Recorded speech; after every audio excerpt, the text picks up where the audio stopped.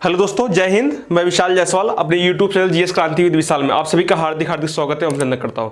दोस्त, अब तक हम लोगों ने जो पढ़ा, हम लोग क्या पढ़ रहे हैं? अर्थव्यवस्था के प्रकार के क्रम में पढ़ रहे हैं। अर्थव्यवस्था प्रकार, इसके पहले हमने पढ़ा अंतर संबंधों के आधार पर अर्थव्यवस्था को दो भागों में बांट दिया था, ओपन इकोनॉमी, क्लोज इकोनॉमी।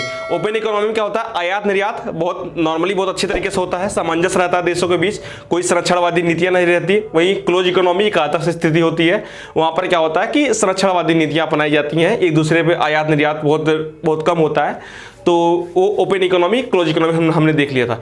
अब हम देख रहे हैं संसाधनों के स्वामित्व के आधार पर हमने इसको तीन भागों में बांट दिया, समाजवादी अर्थव्यवस्था, पूंजीवादी अर्थव्यवस्था और मिश्रित अर्थव्यवस्था।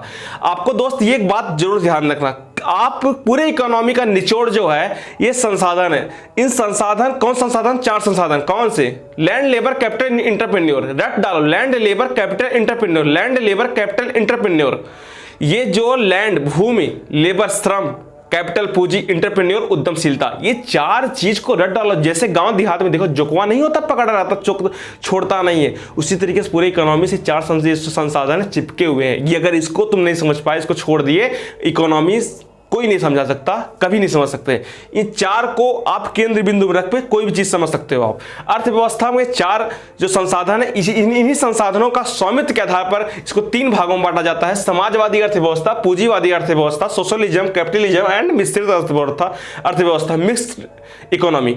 तो ये जो तीन है, तो समाजवादी अर्थव्यवस्था क्या होता है? समाजवादी अर्थव्यवस्था में दोस्त क्या होता है? जो कीमत, इसमें सरकार का नियंत्रण पूर्णतः होता है। सरकार जितने भी वहां के देश की संसाधन होता है, किसी भी क्षेत्र का संसाधन होता है, जैसे लैंड हो, लेबर हो ना, चाहे लैंड हो, लेबर हो, वहाँ पर कैपिटल में मतलब पूंजी हो, वहाँ टेक्नोलॉजी हो, वहाँ पर कोई भी संसाधन, एनर्जी क्षेत्र में संसाधन हो, क्रूड ऑयल के क्षेत्र में संसाधन हो, उस पर सबका नियंत्रण सरकार को होता है। सरकार पूर्णतः उस पर नियंत्रण रखती है और सरकार ही कीमत का निर्धारण करती है।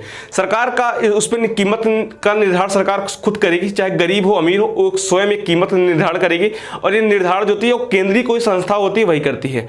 हर देश की केंद्रीय संस्था होती है, जैसे भारत में संसद है, आरबीआई है ना, तो ये सारे केंद्रीय संस्थाएं हैं, ये भारत की हैं। वैसे जो भी समाजवादी देश की वहाँ पे जो संस्थाएं होंगी, जैसे सोवियत संघ था, एक समाजवादी देश माना जाता था सोवियत संघ, तो वर्तमान में तो नहीं है, रसिया है, रसिया कोई समाजवादी तो नहीं है नहीं, लेकिन एक माना जाता है सोवियत संघ समाजवादी देश था। तो जो समाजवादी होते हैं उन कीमतों का निर्धारण जो है वो केंद्रीय संस्थाएं करती हैं, वहाँ की जो मुख्य संस्थाएं होती है वही करती हैं।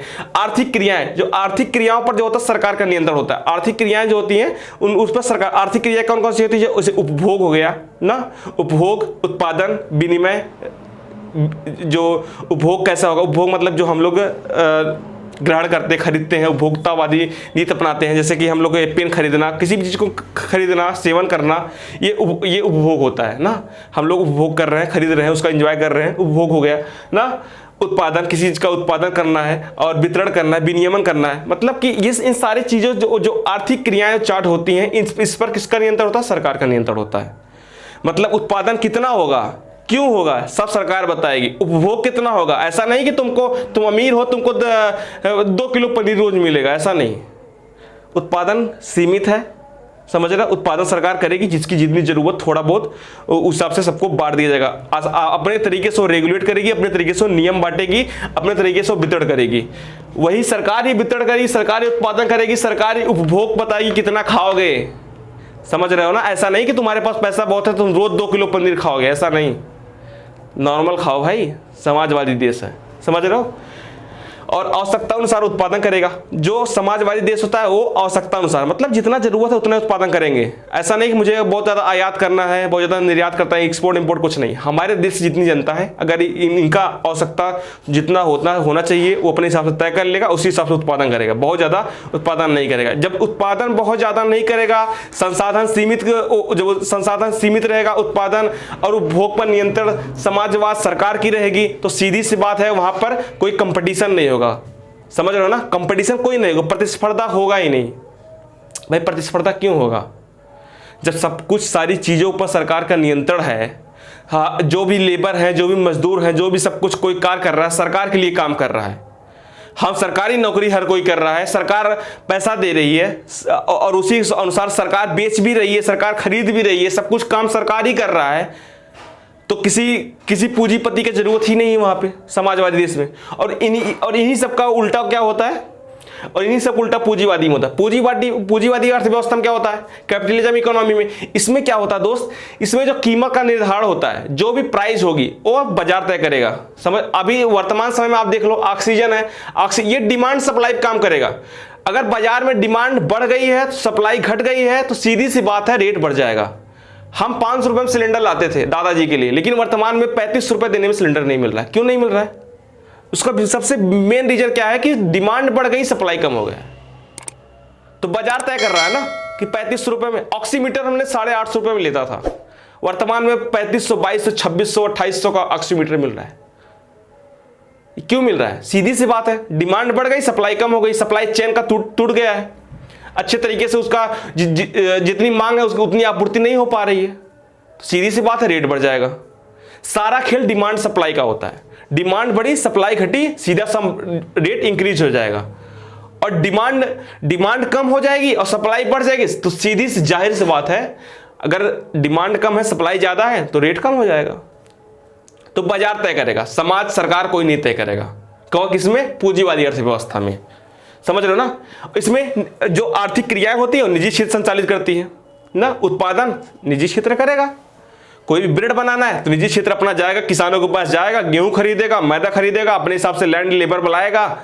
जैसे आपको बताया था उदाहरण में कि एक बाबूजी, मुझे पेन की फैक्ट्री लगानी है। बाबूजी बोले बेटा कैसे लगाएगा? बोला बाबूजी जो हमारा उधर पूर्व दिशा में खेत है वहां पर मैं लैंड लगाऊंगा, वहां लैंड पे मैं पेन की फैक्ट्री लगाऊंगा। बाबूजी बोले ठीक है। समझ रहे हो ना?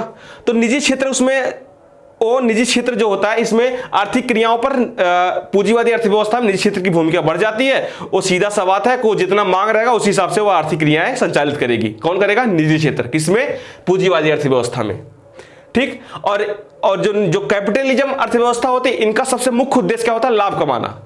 इट डजेंट मैटर इंसान मर रहा है जी रहा है, आई डोंट नो, मुझे कुछ नहीं मतलब है भाई। इंसान मर गया, मर जाने दो, आई डोंट केयर, मुझे प्रॉफिट चाहिए, आई वॉन्ट प्रॉफिट।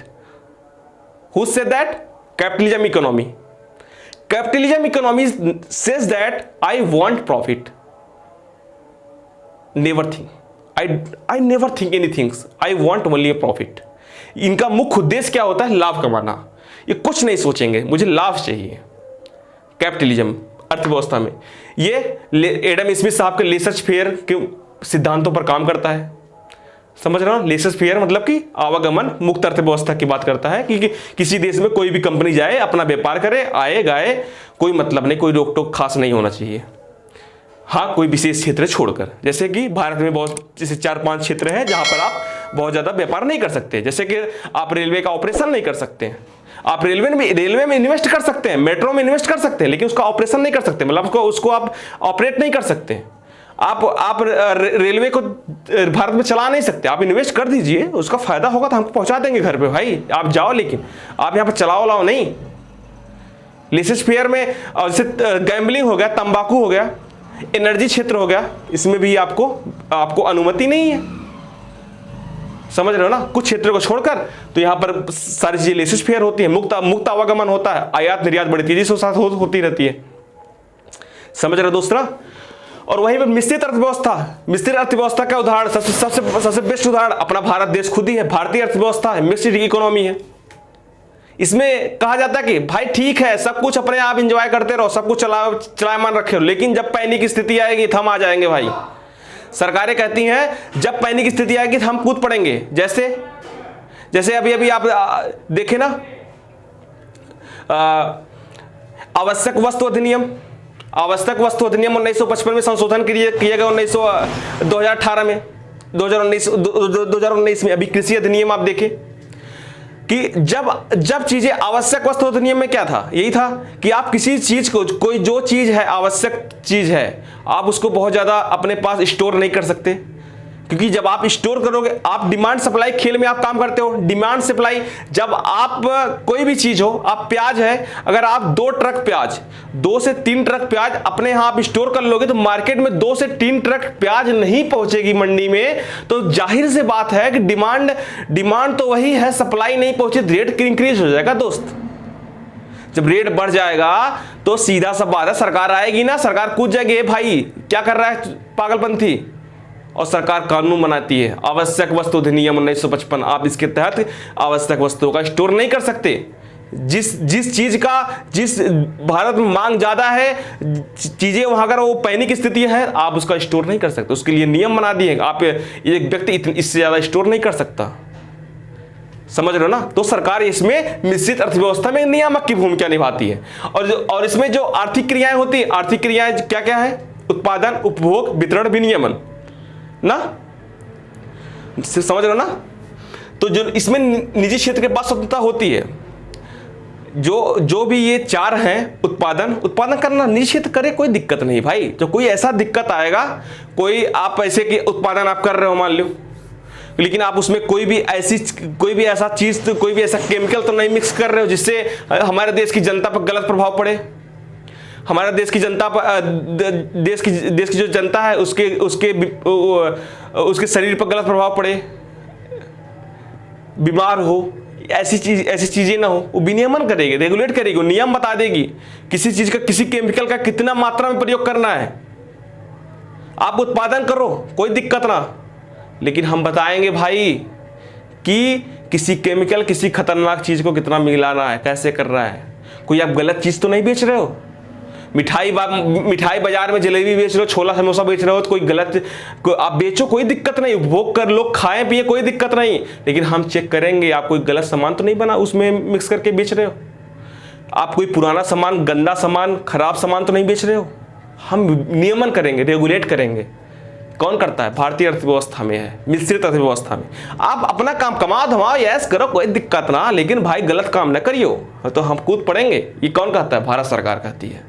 समझ रहे हो ना? इसमें सरकार जो होती है नियामक की भूमिका निभाती है। और जब सरकार नियामक की भूमिका, और सरकार का मुख्य उद्देश्य इसमें भी होता है आर्थिक कल्याण। आर्थिक कल्याण इसमें सरकार की भूमिका होती है। ठीक है, आप कमाओ धमाओ, लेकिन बहुत रेट हाई नहीं होना चाहिए।